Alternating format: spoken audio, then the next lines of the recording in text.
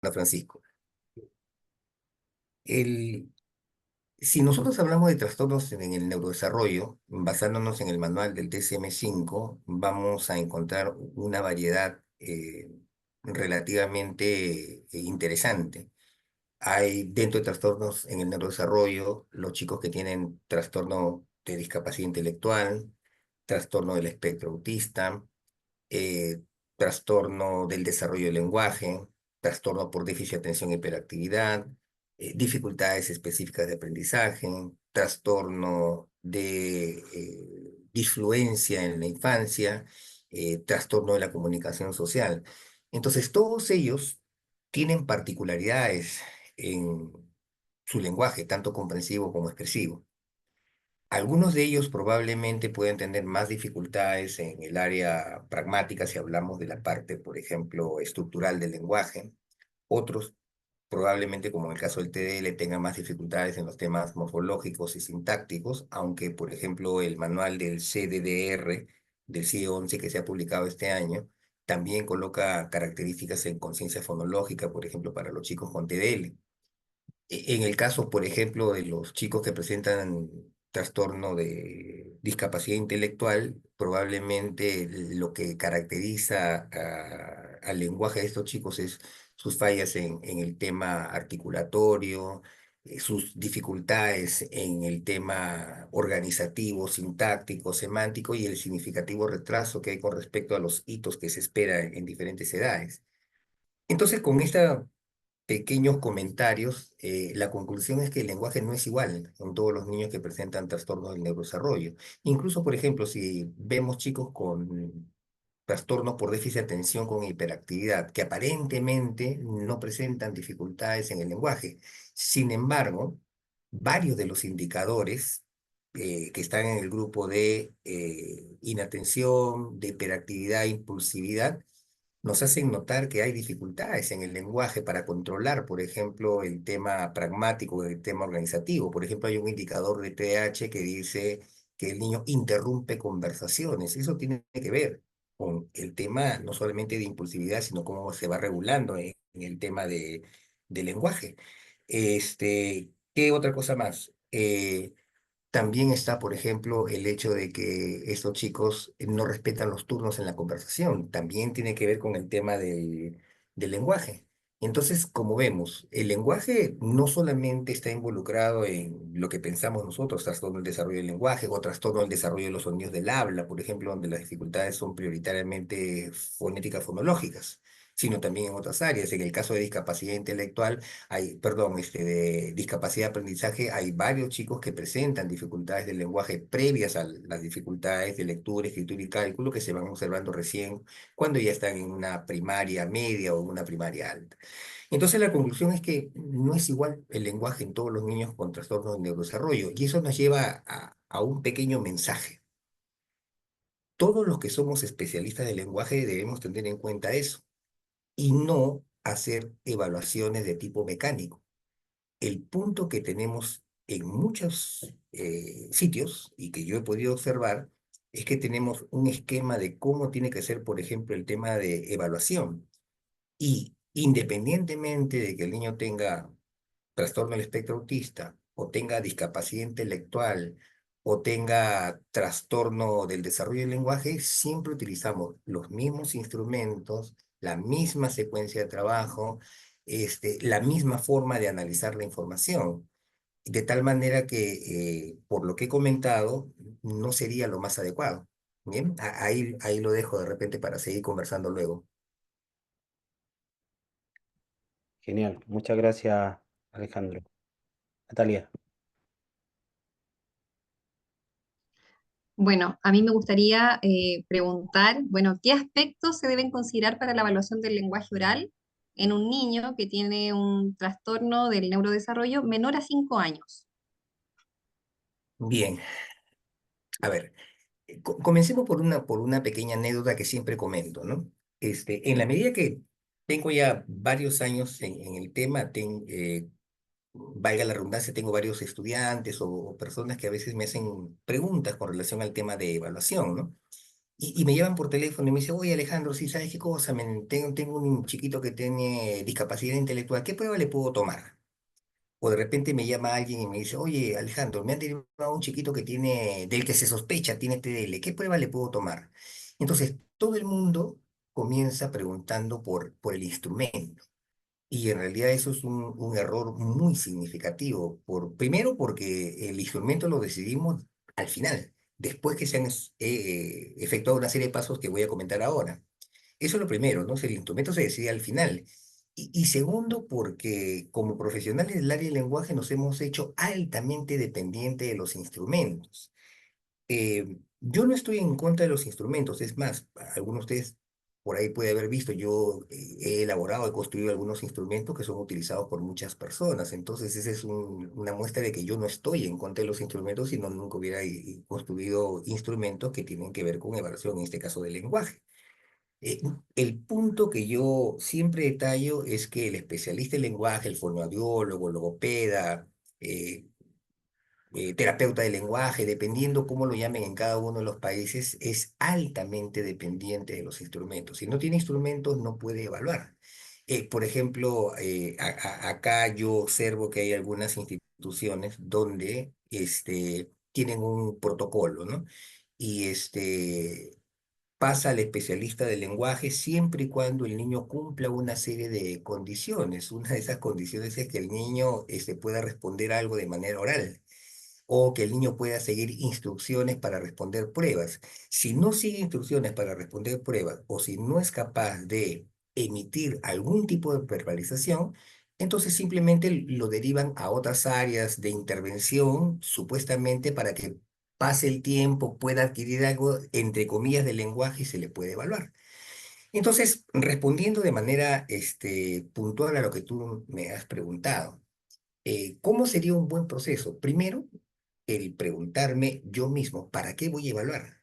Bien, entonces, es lo primero que debo saber. Voy a evaluar para elaborar un perfil del lenguaje de este niño que tengo al frente o voy a evaluar para aportar indicadores, bien, que le sirvan, por ejemplo, al profesional del área médica de tal manera que él pueda tomar una decisión acerca de si el niño presenta, por ejemplo, TDL.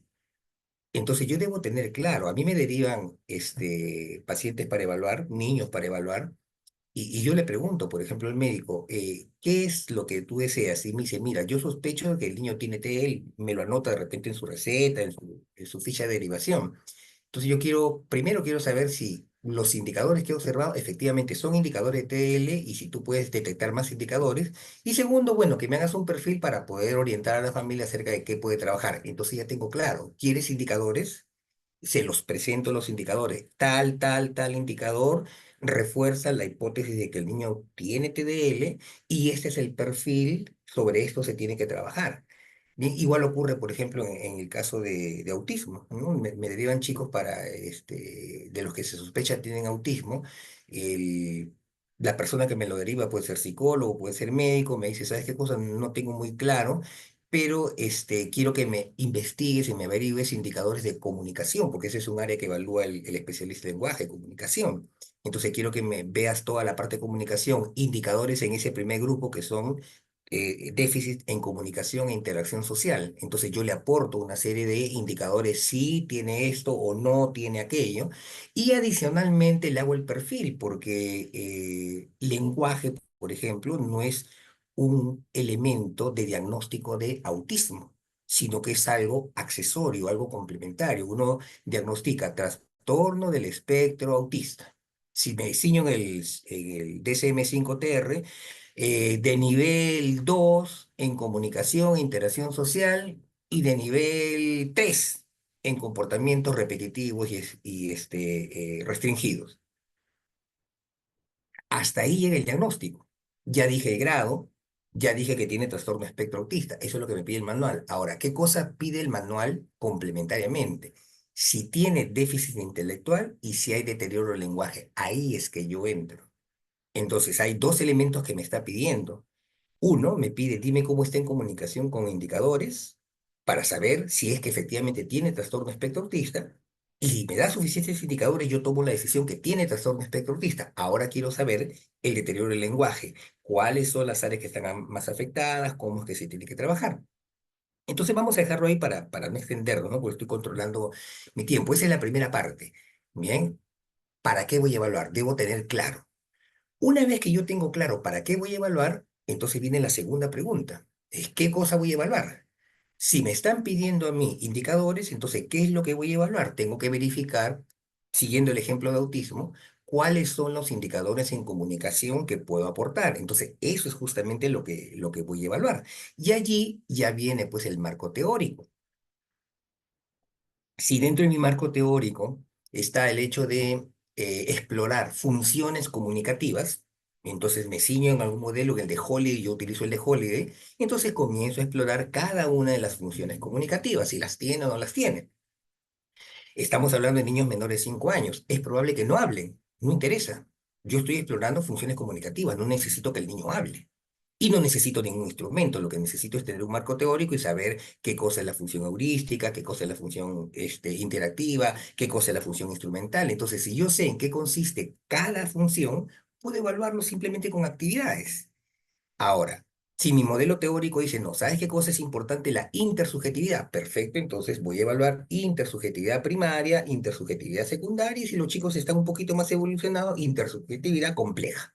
Entonces, porque me están pidiendo, ¿sabes qué cosa? Analízame indicadores y dime más o menos las características de cada uno de ellos. Y si me están pidiendo lenguaje, entonces digo, bueno, voy a basarme en un modelo estructural y voy a evaluar fonética, fonología, léxico, semántica, morfología, sintaxis y lo más importante, pragmática para el caso de los chicos con autismo, para el ejemplo que estoy colocando.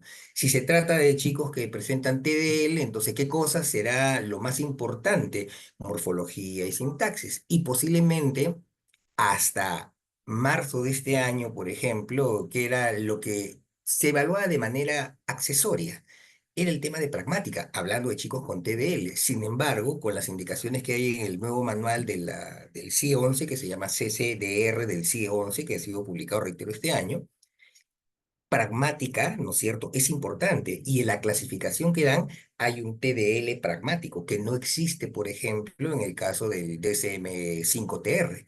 Entonces ahí los profesionales que estamos en el área estamos en un análisis, pues si vamos a considerar que existe un TDL pragmático o vamos a ceñirnos a la línea del DSM-5TR que... Ese tema pragmático lo ha sacado a otra condición que se llama trastorno de la comunicación social. Bueno, entonces eso es lo segundo. Si yo sé para qué, entonces voy a saber qué cosa voy a evaluar. Y después viene la tercera pregunta recién. ¿Cómo voy a evaluar? ¿Con qué instrumento? ¿Con qué herramienta? ¿Con qué estrategia? Y allí voy a decidir, en base a esta caracterización que se supone yo he efectuado antes de administrar un instrumento, voy a decidir si le tomo un instrumento de tipo psicométrico, tipo SELF o cualquier otra prueba o si voy a trabajar fundamentalmente con actividades de tipo cualitativo, o a lo mejor voy a hacer evaluaciones referenciadas en instrumentos. Voy a coger instrumentos de diferente índole y voy a coger un poquito de acá, otro poquito de allá, pero en base a un marco teórico, dependiendo de lo que yo quiera explorar. Entonces, en resumen, estimada Natalia, bien, esa es la idea. Una buena evaluación implica que yo me plantee, ¿para qué voy a evaluar? ¿Qué voy a evaluar y cómo voy a evaluar? ¿Bien? Muchas gracias, Alejandro. Digamos que de acuerdo a eso, entonces es necesario administrar el CERF 5 para evaluar el lenguaje de todos los niños que presentan algún trastorno del neurodesarrollo. Eh, de acuerdo a lo que estoy mencionando, y gracias por tu pregunta, eso es importante. El CELF es una batería muy buena.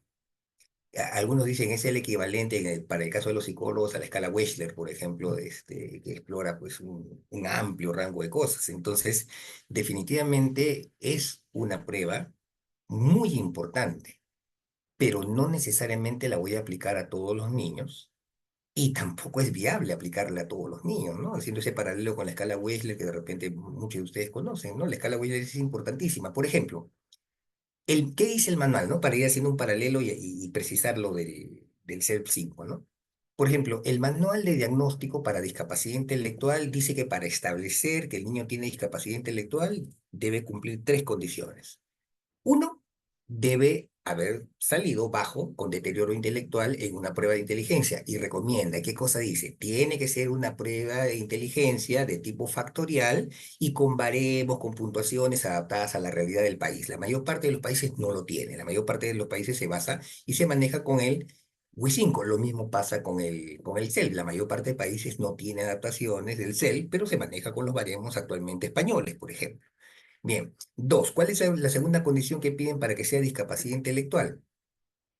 Que esté bajo también en conducta adaptativa, que es lo esencial. Y la tercera condición es que el problema haya iniciado en la etapa del desarrollo. Entonces regresemos a la primera parte. ¿Qué cosa dice el manual? Dice que tienes que tomar una prueba, pero dice entre líneas, y está mucho más claro en el CBDR, que si no existe la prueba, o si el niño no responde a un instrumento de tipo psicométrico que te da un puntaje, entonces entra en juego el criterio clínico que en base a actividades, y esto es importante, fundamentadas en un modelo teórico, uno pueda establecer el perfil más o menos intelectual que tiene el niño.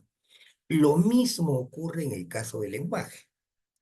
Se administra el CELP cuando el niño reúne las condiciones para poder responder a una prueba como el CELP y de tal manera que me pueda a mí proporcionar información para poder primero hacer el perfil y luego intervenir, porque para eso tomo el CELP. Pero si el niño no establece contacto visual, bien, es un niño pequeño, supongamos, tiene 5 años para agarrar el tema del CELF, ya que has colocado el ejemplo que se toma a partir de esa edad en adelante. Pero resulta que este chiquito tiene trastorno del espectro autista o discapacidad intelectual y no establece el contacto visual, no sigue instrucciones, no permanece sentado, entonces ese instrumento va a ser altamente improbable que lo pueda administrar y los resultados que me va a arrojar no son ni válidos ni confiables. Entonces, no lo debo usar.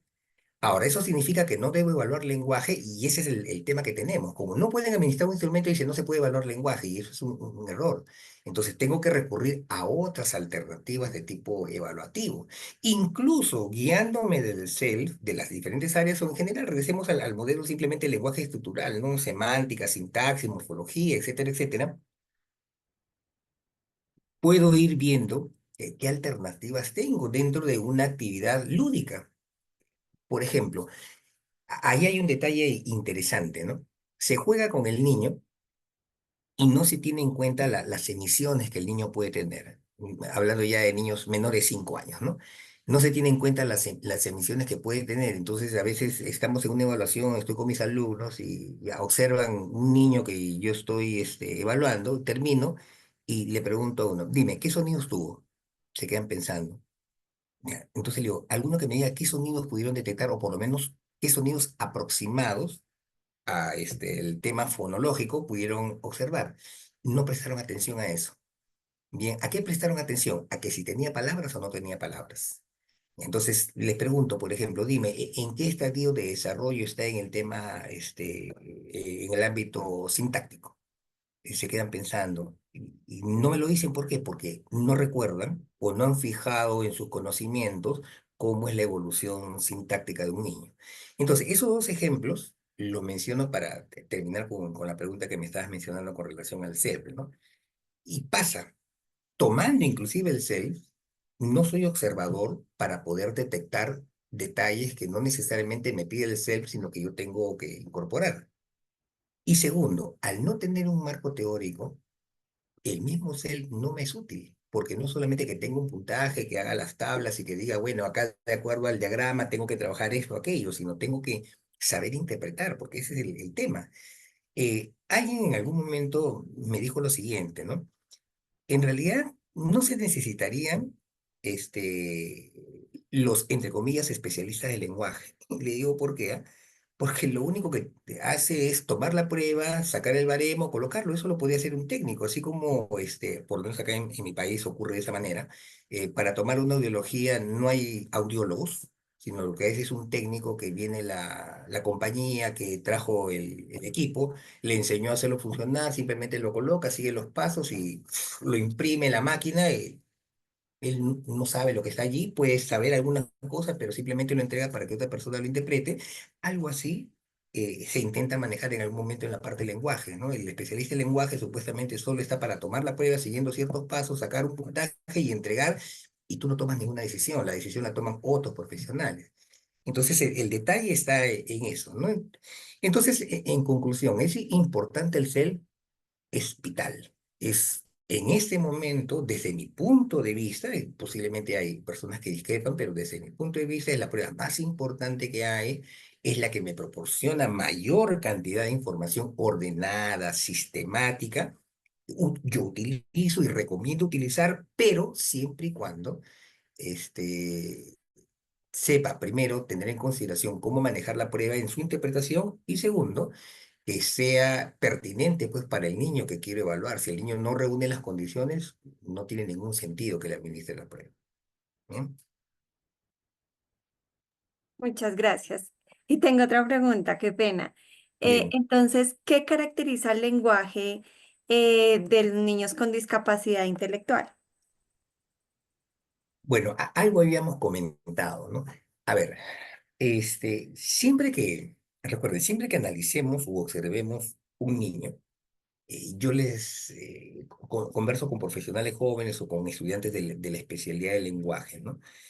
Y yo le digo, colocamos al niño allí, hay una cámara GCL, lo mira por la cámara GCL y antes de haberles dicho nada, simplemente le digo, ya, descríbeme lo que has visto. Entonces, vamos a suponer que se trata de un niño con discapacidad intelectual, ¿no? Por ahí alguno que me estoy acordando de la semana pasada o antepasada que he podido ver. Entonces, coméntame acerca del niño, ¿qué cosas has observado? Bueno, yo he visto que sí lo mira, he visto que tiene algunos sonidos, pero que todavía no puede decir palabras. Es un chiquito de 3 años, todavía no puede decir palabras, con discapacidad intelectual, todavía no puede decir palabras, y no se le entiende las cosas que dice, pero sí, él quiere hablar, ¿ya? Le pregunto a 2 o 3 personas, ya sea profesionales jóvenes o que están haciendo la formación, y me dicen más o menos lo mismo. Y le digo, dígame, ¿qué diferencia hay entre la descripción que me han hecho ustedes y la que tendría que ser un especialista? No hay ninguna. Para las descripciones que me han hecho ustedes, no se necesita seguir una especialidad, no se necesita ser profesional del área del lenguaje porque me están haciendo una descripción tal cual la podría hacer cualquier persona común y corriente que no ha hecho una especialización. Entonces, para poder observar, tienes que tener un marco teórico. Centrémonos en lo que me has preguntado, en el caso de personas que presentan discapacidad intelectual. Entonces, si uno va a observar un niño que tiene discapacidad intelectual, o por lo menos del que se sospecha, bien, entonces la pregunta tiene que ver que, bueno, ¿qué caracteriza el lenguaje? Yo debo tener teóricamente qué cosa caracteriza el lenguaje. Bien, comencemos entonces por el tema fonético-fonológico. A ver, teóricamente se supone que el niño promedio comienza las adquisiciones alrededor, más o menos diferenciadas, alrededor de los 12 meses a 18 meses y debería culminarla generalmente alrededor de los 60 meses, 5 años a 6 años. Entonces culmina la adquisición, el dominio de todos los sonidos que corresponden a su habla. Entonces, si yo observo un niño, ¿qué cosa es lo que voy a saber de eso? Primero, que las adquisiciones fonéticas fonológicas no se inician en la etapa en la que se inician los otros chicos comunes y corrientes. Generalmente pueden mostrar, dependiendo del nivel intelectual que tengan de retraso, puede comenzar un año y medio después, 2 años, 3 años después. Entonces, eso ya me va dando una idea, porque si reviso yo, la teoría dice, bueno, es altamente improbable que si el niño tiene una discapacidad leve, te puedas percatar, porque la diferencia entre el hito esperado y lo que presenta el niño no es muy marcada. Y generalmente en esa etapa, 2 años, 2 años y medio, 3 años, todos los niños que no han alcanzado el hito, ¿qué son? Niños con inicio tardío del lenguaje. Entonces simplemente se va a decir que es un niño con inicio tardío del lenguaje para poder sospechar ya a los 2 años que podría estar presentando una discapacidad intelectual, tengo que basarme en otros elementos y no en el lenguaje. Entonces tendré que ir comparando otros elementos y si este chiquito es un candidato a ser un chico con discapacidad intelectual moderada, es evidente que voy a observar, moderada o más abajo, voy a observar muchas otras cosas. Entonces lo primero que tengo que hacer es, para terminar con este ejemplo de la parte fonético-fonológica, es conocer los hitos y a partir de los hitos ir comparando las adquisiciones. ¿Qué cosa caracteriza al tema de los chicos con discapacidad intelectual? Que ellos evidencian básicamente un retraso y el retraso se va haciendo más significativo conforme va pasando el tiempo en el términos fonético-fonológicos. ¿Qué pasa, por ejemplo, en el tema semántico? Igual pensemos en que el niño es un candidato a ser un chico con discapacidad intelectual moderada para abajo. Entonces, ¿cuántas palabras debe tener alrededor de los 2 años? Dependiendo de los autores, algunos dicen 400, otros 600, otros son más entusiastas y se mandan hasta los 800, ¿no? Pero quedemos seamos conservadores, ya debe tener como unas 400 palabras. Y de allí para abajo, ¿cuándo decimos que tiene un inicio tardío? Cuando tiene menos de 50. Entonces, entre las 400 que dice la mayor parte de autores, que debe tener alrededor de los 2 años o un poquito más, y las 50 que me piden para decir que tiene inicio tardío, ¿correcto? Por debajo de eso, entonces hay un rango bastante grande. Tengo que observar ese niño por dónde está caminando. Lo más probable es que si es un candidato para discapacidad intelectual moderada, tenga menos de 50 y las adquisiciones demoren mucho más. Seguramente va a llegar a los 3 años y ya nosotros vamos a dar cuenta que no está adquiriendo las palabras. Ya, eso dejémonos en la parte léxico-semántica, ¿no? Y ahí solamente he hablado de cantidad de palabras, no he hablado del manejo del significado. Luego está el tema morfológico y sintáctico. ¿Qué cosa es lo que se observa? Que muchos chicos de discapacidad intelectual de moderados para abajo no llegan a tener una longitud media del enunciado bastante amplia y tienen bastante dificultades para el uso de conectores, por ejemplo. Generalmente van utilizando, dependiendo, repito, del nivel intelectual que presenten, palabras contenido, ¿no? Van trabajando con sustantivos, con adjetivos y más bien todo lo que son preposiciones, etcétera, no las van incorporando. Entonces, eso. Ahora, acá viene lo más importante, pragmática. El tema pragmático en la persona con discapacidad intelectual es el tema menos afectado, porque no habrán organizado un lenguaje estructural, bien, articulación, no habrán organizado sintaxis, no habrán organizado el tema semántico, pero uno, dentro de pragmática, recuerden, es primero la intención comunicativa. Si es solo discapacidad intelectual, hay intención comunicativa. Bien, utilizan otros recursos.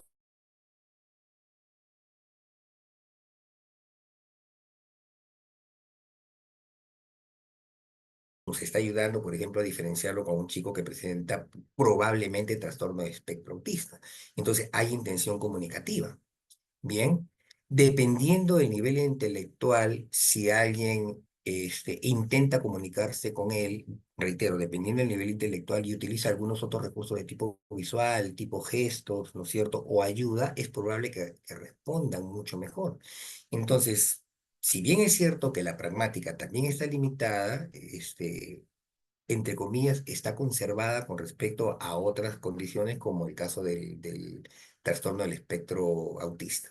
Entonces, eso es, en líneas generales, algunas de las cosas que caracterizan a los chicos que presentan discapacidad intelectual. Sobre todo, repito, la diferencia que hay entre lo esperado y lo evidenciado. A diferencia, por ejemplo, y eso es homogéneo. Eh, ¿Qué pasa con un chico con TDL? Vamos a encontrar generalmente que hay altibajos. Puede haber áreas que, siempre estando bajas, están mucho más conservadas que otras. Entonces vamos a encontrar allí una diferencia. Esa es una característica que se va a encontrar con una alta probabilidad en el tema de chicos con TDL. Ahora ya, si nos vamos a otro tipo de neurodesarrollo, trastorno de neurodesarrollo como el trastorno de los sonidos del habla o como figura en el manual ahora, trastorno del desarrollo de los sonidos del habla, su problema está focalizado pues en fonética y fonología y no debe haber dificultades en otra área. Si es un tema si nos basamos en el manual del DSM-5, un posible trastorno de la comunicación social, entonces su problema está fundamentalmente en pragmática. Todo lo estructural está perfecto, arman frases bien, correcta articulación, su semántica, si bien es cierto, en cantidad de vocabulario no está afectada, pero sí en cuanto a la intención, sería lo único en el tema pragmático, pero lo demás debería estar bien. Entonces, eso es lo que nosotros debemos tener en consideración, mi estimada Lady, en lo que concierne pues al lenguaje de los chicos que presentan discapacidad intelectual. Gracias. Bien. Bueno, yo tengo una pregunta. Ujú. Si es posible establecer un diagnóstico diferencial entre un trastorno del desarrollo del lenguaje y un trastorno del espectro autista, solo a partir de una exploración del lenguaje oral. Ya. Bueno, como comenté hace un momento, ¿no? A ver, comencemos por la respuesta concreta. No, no es posible. Y ahora vamos a ir dando una explicación. En las otras respuestas iba primero de una manera, por detalles y luego al final llegaba a la conclusión. Acá vamos a comenzar al revés. No te doy la conclusión, no, no se puede. Ya, ¿qué es lo que ocurre? Este, por ejemplo, eh, existen algunos autores, Wopka, si mal no recuerdo, es este autor que hacia el año 2017 publica un artículo interesante acerca del lenguaje en personas con trastorno del espectro autista. Entonces él hace una división entre chicos que presentan lenguaje y chicos orales y chicos no orales. Entonces quedémonos con este grupo de chicos orales. Entonces, en el estudio que él hace, comienza a analizar el tipo de dificultades que tienen específicamente en la parte del lenguaje, de chicos con autismo. Y comienza a encontrar que había pues grupos de chicos con autismo que adicionalmente al tema pragmático, que era el tema principal en todos, también habían dificultades de orden sintáctico, dificultades de orden semántico en la parte de vocabulario. Sin embargo, él logra aislar, identificar un grupo en el que había muchas dificultades de tipo morfosintáctica y no estaba tan afectado el tema pragmático. Entonces él llega a una conclusión que ese es el grupo que probablemente se pueda confundir con los chicos que presentan TDL, porque el perfil de ese subgrupo de chicos con autismo es parecido al que presentan los chicos con TDL, donde no hay mucha afectación significativa, ¿correcto?, en el tema pragmático, y el problema va más por la parte estructural, morfológica y sintáctica. Entonces, haciendo una evaluación exclusivamente del lenguaje, podría suscitarse ese hecho, que no puedo diferenciar, no puedo establecer un diagnóstico diferencial. Entonces, ¿qué se necesita para hacer un diagnóstico diferencial? Explorar la segunda área que corrientemente no la hace el fonoaudiólogo, logopeda, el especialista en lenguaje, sino corrientemente los psicólogos, que son el grupo de o los indicadores correspondientes a comportamientos restringidos, repetitivos y estereotipados. Entonces, ¿qué es lo que nos va a permitir hacer un diagnóstico diferencial? El hecho de que el niño, bien, que presenta TDL no debe evidenciar, no debe mostrar, no debe tener comportamientos restringidos, comportamientos repetitivos, comportamientos estereotipados. Si es que el niño que estamos observando con dificultades de lenguaje, asumamos que son sintácticas, morfológicas, evidencia este tipo de conductas, ya no es un chico con TDL, es un chico con trastorno del espectro autista. Eso lo establece los dos manuales, ¿ah? Ambos manuales tienen acápites posteriores, después que dan los indicadores, tienen una serie de eh, pequeños contenidos que hacen referencia a la parte de diagnóstico diferencial y hacen estas precisiones. Entonces, para que sea un TDL, no deben existir comportamientos restringidos, no deben existir comportamientos estereotipados. Si los hubiera, ya se considera como un chico con trastorno del espectro autista. Ahora, por ejemplo, acá hay un detalle importante, ¿no? Algo que a lo mejor les ha pasado, ustedes han observado, yo lo he visto con relativa frecuencia.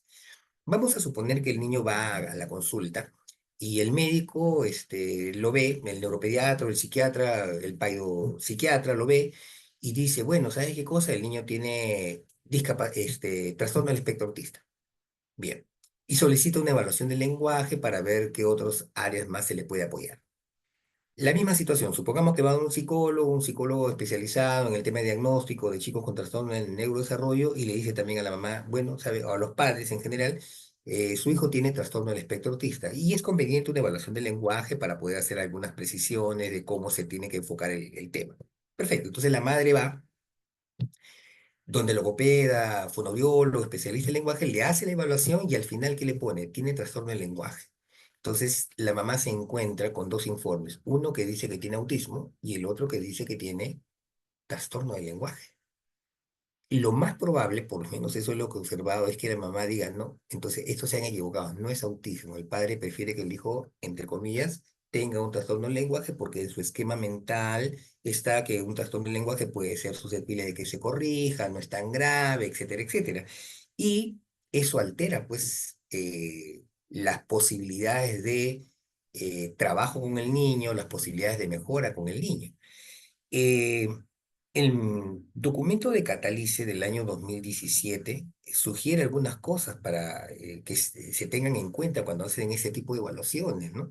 Que se haga la precisión. Perfecto, yo soy especialista en lenguaje, hago la evaluación del lenguaje e encuentro que hay un deterioro del lenguaje, la parte fonológica, fonética, sintáctica. Entonces puedo colocar que tiene trastorno del lenguaje, pero debo colocar, algunas personas colocan asociado a trastorno del espectro autista, que es, hace 2 semanas estuve en un conversatorio también y una colega que trabaja en una zona bilingüe de Estados Unidos comentaba, bueno, nosotros hacemos la evaluación, hemos encontrado lo que tú comentas y lo que nosotros hacemos es hacer el proceso evaluativo y si encontramos que tiene trastorno de lenguaje, un deterioro en la parte del lenguaje, pero tiene autismo, colocamos en el informe tiene trastorno del lenguaje asociado a trastorno del espectro autista, de tal manera que el padre de familia tenga claro que ese perfil está vinculado, es resultado, forma parte del trastorno del espectro autista.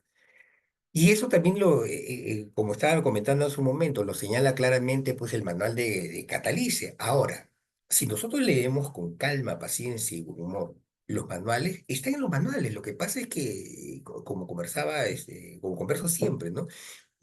Chequeamos el manual de una manera muy, muy light, para decirlo de alguna forma, ¿no? Vamos salteando, hacemos una lectura rápida y vamos salteando como supuestamente conocemos el tema, entonces vamos buscando palabras, vamos saltando, saltando, saltando, pero no leemos los detalles donde nos precisan eso. El manual del DSM-5 lo señala, bien, ya desde el año 2013, pero entre el 2013 y el 2017 había mucha confusión. Uno decía, bueno, ese diagnóstico que pone el DSM-5 habla de trastorno del lenguaje, pero no dice que sea trastorno del desarrollo del lenguaje, pero las cosas que está colocando acá corresponden a trastorno del desarrollo del lenguaje. Si uno leía con calma, sí, en realidad correspondían a lo que ahora llamamos trastorno del desarrollo del lenguaje, o en esa época se llamaba TEL.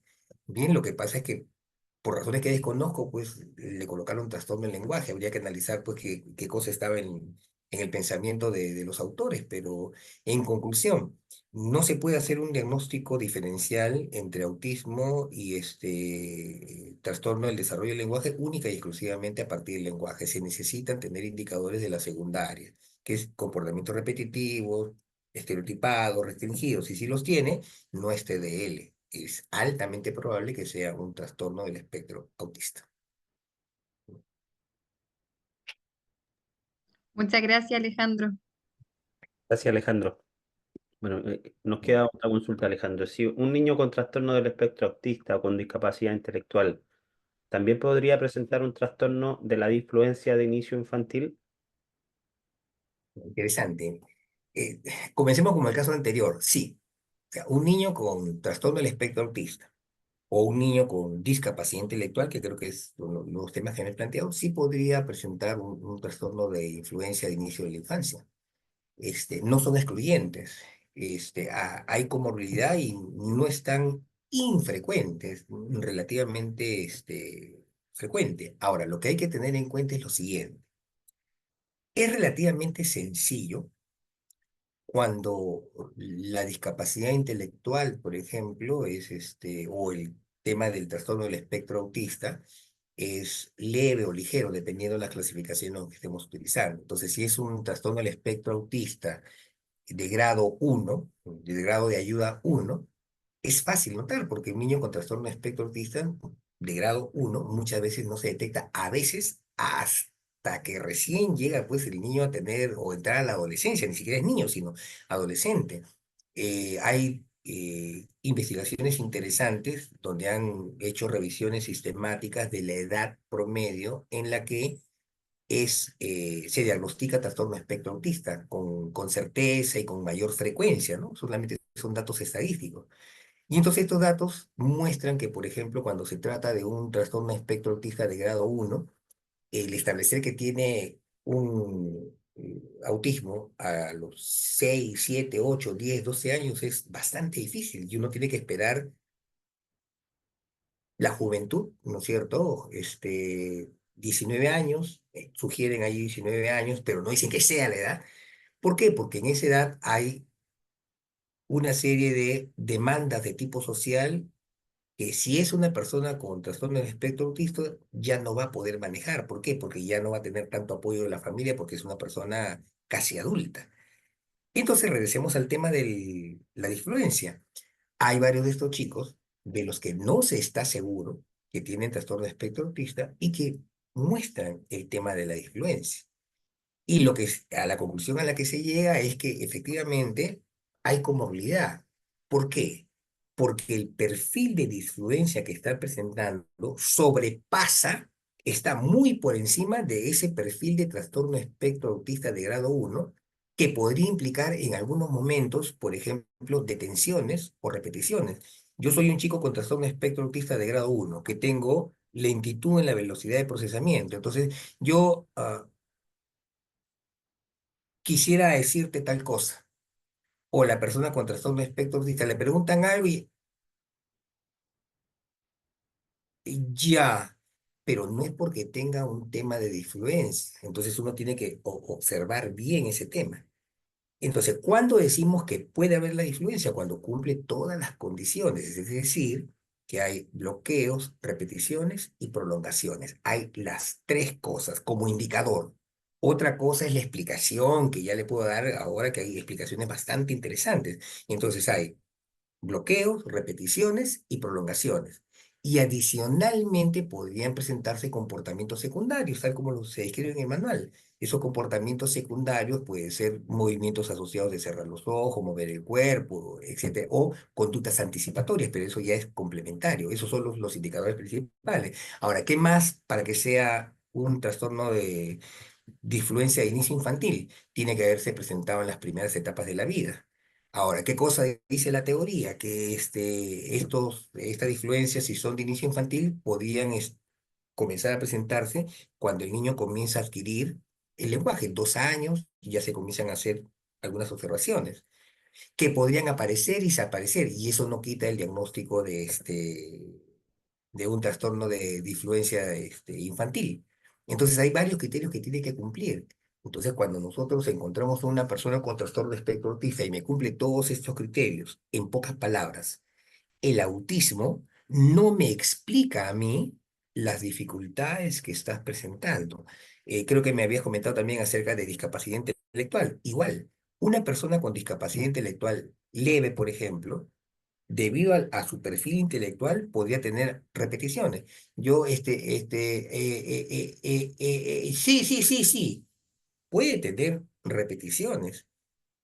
¿Cuándo consideraríamos que se trata de una disfluencia de inicio infantil?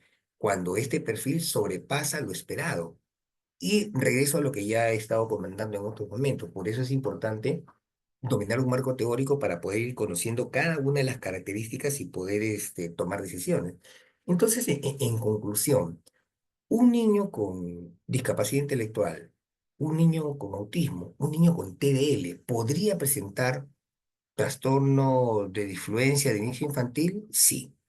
Ahora, eso es lo primero. Lo segundo, es fácil detectarlo cuando estamos hablando pues de un autismo de grado 1 cuando estamos hablando de una discapacidad intelectual leve, o cuando el perfil de TDL no es tan marcado y uno puede observarlo bien. Se hace mucho más difícil tomar una decisión cuando tenemos al frente un niño con discapacidad intelectual moderada o severa, que tiene serias dificultades en lenguaje y no sé si tiene la dificultad también en la parte de influencia, porque es un tema de habla, ¿bien? O cuando el trastorno de espectro autista es de grado 2 o 3, donde está muy restringido su lenguaje oral, ¿bien? Entonces me es difícil poder detectar esas fallas de habla. Ahí se hace muy complicado. Lo más probable es que, supongamos que yo estuviera en esa situación, lo que haría es comentarle a los padres y consignar en el informe, ¿bien? Que sí se observan disfluencias, pero no se puede establecer si esas corresponden, pues, a una tartamudez, un trastorno de la fluidez de inicio infantil, o forman parte del cuadro que estoy atendiendo en ese momento, que estoy evaluando, de discapacidad intelectual o de autismo. Lo que yo haría es eso, consignarlo en el informe. Se ha observado, se ha detectado estas características, sin embargo, no es posible, y justifico por las características que presenta el niño, establecer si estas disfluencias que estoy observando corresponden realmente a un trastorno de la fluidez de inicio infantil o forman parte del cuadro que estoy atendiendo. Bien. Genial, muchas gracias, Alejandro. Buenas noches. Mi pregunta sería, ¿qué debe caracterizar a un buen programa de intervención del lenguaje? Bien, a ver, eh, así como estábamos comentando, una buena evaluación se caracteriza porque primero me hago esas tres preguntas y las tengo claras para poder diseñar mi plan de evaluación. ¿Para qué voy a evaluar? ¿Qué voy a evaluar? ¿Cómo voy a evaluar? En el caso de la intervención también es lo mismo. ¿Qué debe caracterizar una buena intervención? Primero, que hay un plan. Bien, un plan en el que yo lo llamo programa, ¿no? Si entramos a buscar definiciones, seguramente vamos a encontrar varias cosas, ¿no? Entonces yo correctamente lo llamo programa porque dentro de la bibliografía figura como programa. Entonces, ¿qué cosa es un programa? Y ahí viene la respuesta. ¿Qué cosa caracteriza a un buen plan o programa?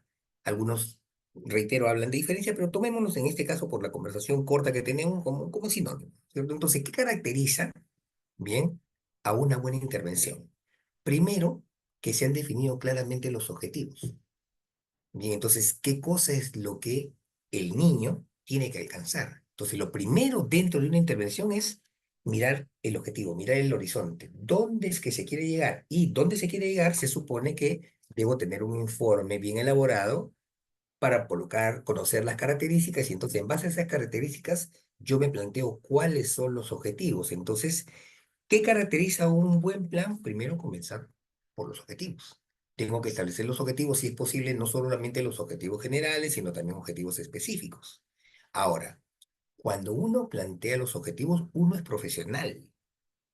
Entonces, de acuerdo a la evaluación, si yo mismo lo he evaluado, o de acuerdo a la lectura del informe y la observación del niño, yo tengo que formular objetivos que sean alcanzables. Vamos a suponer que el niño tiene discapacidad intelectual moderada, hacia abajo, cuyo repertorio de recursos fonéticos, fonológicos son bastante limitados, hay una restricción, ¿no es cierto?, en sus elementos fonológicos. Su longitud media del enunciado está en un nivel de palabras yuxtapuestas, solamente junta dos palabras para decir cosas. Entonces, si yo me planifico un objetivo que dentro de determinado número de sesiones el niño será capaz de describir una lámina, bien utilizando al menos 500 palabras que estén sintácticamente estructuradas, definitivamente no lo voy a alcanzar. Entonces, ¿dónde está el error ahí? El error está en que el especialista no es capaz de graduar, calcular, si quieren llamarlo, bien, cuál es el objetivo que quiero plantearme. Entonces, un buen programa implica primero que establezca el objetivo. Segundo, que tenga criterio para establecer cuál va a ser el objetivo, vamos a colocarlo así entre comillas, humanamente posible para este niño en este periodo de tiempo que voy a trabajar. Una vez que ya tengo los objetivos, Entonces tengo que analizar si esos objetivos que me he planificado se pueden agrupar en áreas o corresponden a áreas diferentes. Entonces ese es el segundo paso, que yo pueda sistematizar esos objetivos en una secuencia. Y esa secuencia tiene que ser en base al lenguaje estructural o algunos otros elementos más. De repente voy a trabajar también el tema de comunicación y eso no forma parte del lenguaje estructural, por ejemplo. Bien, entonces, lo segundo es que yo pueda organizar esos objetivos. Y luego que he organizado los objetivos, recién en ese momento es que voy a pensar en las técnicas. Retomo el ejemplo que di al comienzo de esta conversación. A mí me llaman Alejandro, sí. Tengo que trabajar con un chiquito el tema del lenguaje, tiene autismo. ¿Qué técnicas puedo utilizar? ¿Qué cosa puedo hacer con él? Y mi respuesta es, la verdad que no sé, pero tú eres especialista, tú conoces sobre técnicas, dime, pues, ¿qué te puedo decir, no? La mayor parte de personas lo que busca siempre son las técnicas, los procedimientos.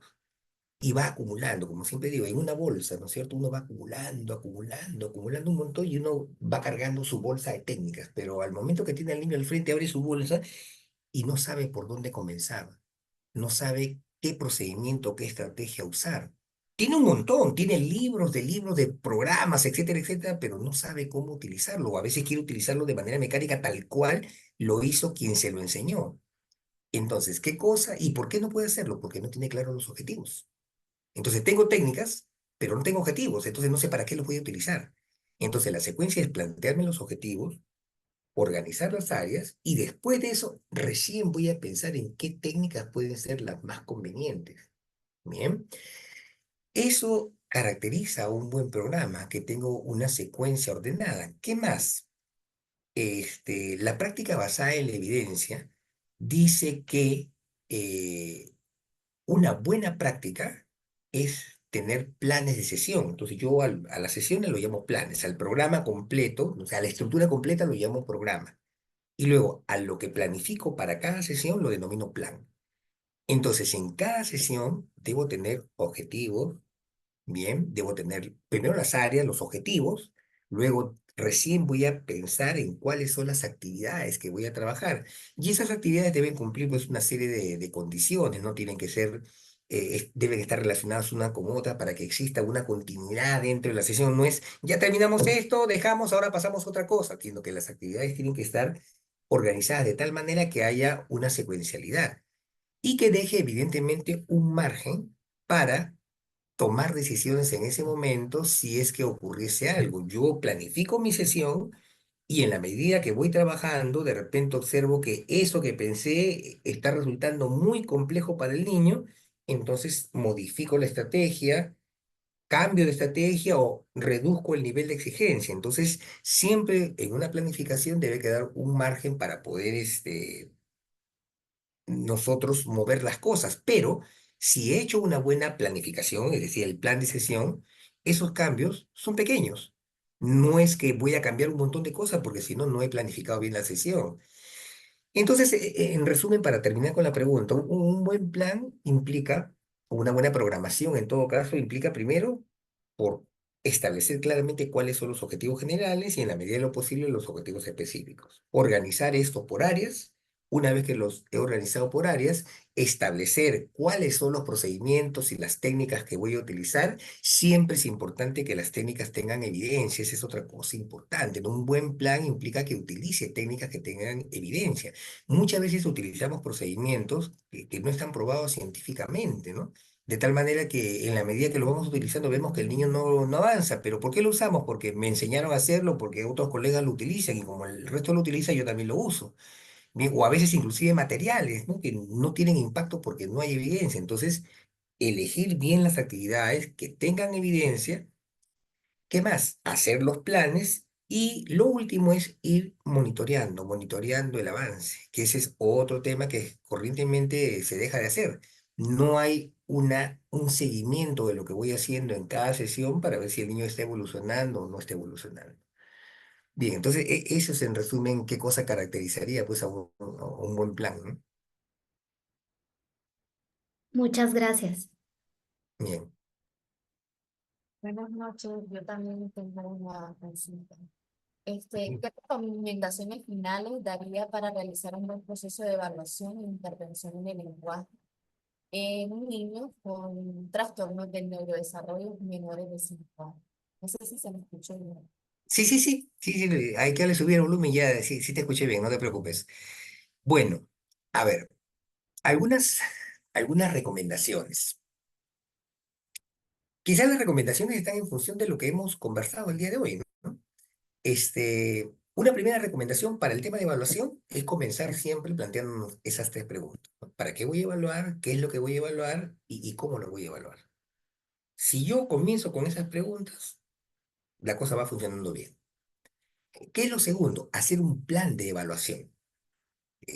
La mayor parte de colegas no hace un plan de evaluación. Entonces, a lo sumo, pues anota en la primera sesión voy a evaluar esto, en la segunda esto, en la tercera voy a tomar tal prueba, pero no sé por qué lo voy a hacer, lo voy a hacer de manera mecánica. Entonces, una recomendación es que ustedes tengan una hipótesis, ¿qué esperan encontrar? Entonces yo digo, voy a examinar el tema pragmático. Si es un chico cuyas características del lenguaje apuntan más para autismo, entonces voy a encontrar un desempeño bajo con tales dificultades. Sin embargo, si es un chico que apunta más para TDL, entonces su desempeño no va a ser tan complicado y va a tener mejores recursos. Bien,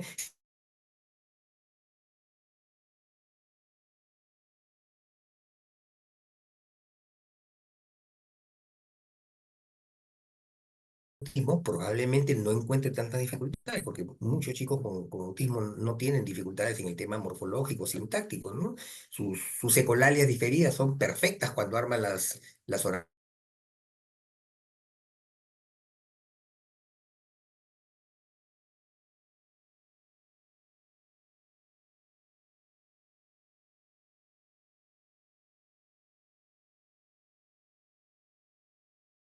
oraciones, tienen que ser utilizando instrumentos psicométricos. ¿Son buenos? Sí.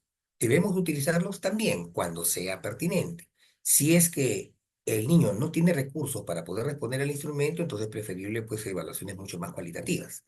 Bien, ¿qué más en la parte de evaluación? Hay otras recomendaciones que son las generales, ¿no? Que el ambiente tranquilo, etcétera, etcétera. Estoy tratando de ir a recomendaciones que no figuran en la bibliografía en líneas generales. Entonces está, hacerme las preguntas, hacer el plan, saber seleccionar adecuadamente los instrumentos, herramientas o estrategias. Fíjense que no hablo solamente de instrumentos, sino procedimientos, técnicas.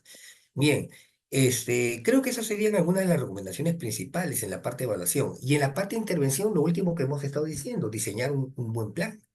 Entonces, el diseñar un buen plan implica que haya hecho una buena evaluación. ¿Qué qué es importante? Saber leer el informe, también esa es otra cosa. Un informe puede estar bien hecho, pero si yo no leo bien el informe, no sé exactamente qué es lo que voy a trabajar. Saber priorizar qué es lo que voy a hacer primero, qué viene después. Entonces, de esa manera se puede intervenir mucho mejor. ¿Qué otra cosa más? Debo establecer claramente cuál va a ser el rol de la familia, por ejemplo, ¿no? Si solamente va a ser un sistema experto donde yo soy el que manejo todo y termina la terapia, señor, vaya y repase esto en la casa. Tiene que hacerle, le doy su cuaderno, ¿no? El famoso cuaderno, como yo lo llamo, el famoso cuaderno, y repase esto en la casa, ¿no? Es el modelo experto. Yo soy el que le digo lo que tiene que hacer y usted simplemente lo hace. O de repente va a ser un modelo de trasplante. En el modelo de trasplante yo digo, no, los padres son importantes, entonces que no venga el niño a la terapia, que vengan los padres y yo lo voy a entrenar y una vez que los entreno ellos van a ir a la casa a hacer la terapia. ¿Es malo eso? No, es bueno, hay que analizarlo. Es importante trabajar con los padres, es importante que los padres manejen, pero no puedo irme al otro extremo. Bien. Y de repente el modelo más conveniente es un modelo de tipo colaborativo, ¿no? Donde evidentemente trabajo con el niño, el padre me ve trabajar con el niño, le doy pautas, no para que se convierta en terapeuta en la casa, sino para que trabaje de manera naturalística, que aproveche los recursos del hogar. Ese es el rol que debe cumplir el especialista y es importante como recomendación. La idea no es decirle, señor, repase usted, ¿no es cierto? Mire, cómprese, señor, este jueguito que es muy bueno y trabaje con el niño para estimular la parte del lenguaje, ¿no? Esa no es la idea. La idea del especialista es que, caramba, ¿qué cosa puede haber en la casa? Por eso es el tema colaborativo. Entonces, en función del jueguito que yo utilizo, del material que yo utilizo, hacerme una idea. Señor, en casa usted tiene esto, tiene aquello, ya, mire, eso es semejante a lo que yo estoy haciendo acá, pero usted lo va a hacer de manera natural en el momento que van a almorzar, que van a comer, cuando le ayuda a colocar la mesa, cuando le ayuda a esto. Esa es la pauta. Entonces le tenemos que hacer la parte complementaria del programa, pero con cosas del hogar, con situaciones naturalísticas. No, señor, compre el material o, mire, acá le doy 5 hojas de aplicación y usted trabaja en el hogar. No está mal, pero eso no es lo principal. Lo principal es que le dé recurso a la familia para que la familia comience en casa a usar los elementos del hogar para poder estimular el lenguaje. Bien, bueno, Aura, ese es, así en resumen, alguna de las sugerencias que te puedo aportar. Gracias. Bien, bueno, Genial, Alejandro. Muchas gracias bueno, por reunirte con nosotros el día de hoy. Agradezco a todas las personas que asistieron al live del día de hoy. También, ellos, algunas, para que conozcas de dónde nos acompañaron Alejandro. Es desde República Dominicana, Costa Rica, Nicaragua, Perú, Chile, Argentina, Ecuador, Venezuela, México, Uruguay, Paraguay, Bolivia, Colombia, España, Guatemala y Honduras. Desde esos bien, países nos acompañaron el día de hoy. Les agradezco también a las personas que nos ayudaron también en la colaboración de este live, que también, bueno, ellos juegan un rol fundamental para la organización de los cursos que nosotros estamos ofreciendo en distintos países. Comentarles a las personas que están aquí que algunos de ellos se van a realizar en los meses desde febrero en adelante, hablando de un tema similar al planteado el día de hoy en este live, pero obviamente con mucha más profundización, que es evaluación, diagnóstico e intervención en el lenguaje de niños con trastornos del neurodesarrollo menores de 5 años. Ya tenemos algunas fechas agendadas para Costa Rica, que va a ser en febrero, los días 22 y 23. Nicaragua, 15 y 16. 8 y 9 en Guatemala. 1 y 2 de marzo en Colombia. 22 y 23 en Uruguay, que ahí va a estar ahí Natalia, que nos ha estado acompañando también el día de hoy. Y el 15 y 16 de marzo en México. Bueno, Alejandro, como ven, va a estar dando una gira interesante en todos estos países, así que, bueno, esperamos poder verlo, algunas caritas por ahí. Y eso, si desean, y Alejandro también me lo permite, las personas que puedan o deseen habilitar su cámara web, lo puedan hacer para dejar registro de este live. Alejandro vea que atrás de esos nombres están las personas ahí que estuvieron atentas el día de hoy. Así que eso, agradecerle enormemente a todas por su tiempo, Alejandro también por tu disponibilidad. Siempre, claro, siempre magnífico, me sumo a las palabras ahí de Mónica, siempre claro con cada una de las respuestas que se plantean. Así que eso, creo que ahí hay algunas caritas, así que vamos a la cuenta de uno.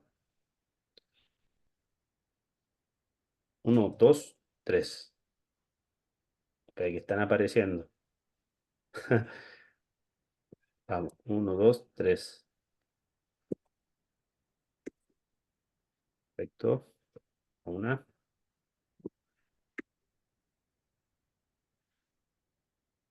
Perfecto, Alejandro. Bueno, bien. muchas gracias y eso. Gracias a ustedes. Cuídense mucho a todas, que estén muy bien. Bien, nos vemos. Chao, Chao, chao. chao. Muy bien. Adiós.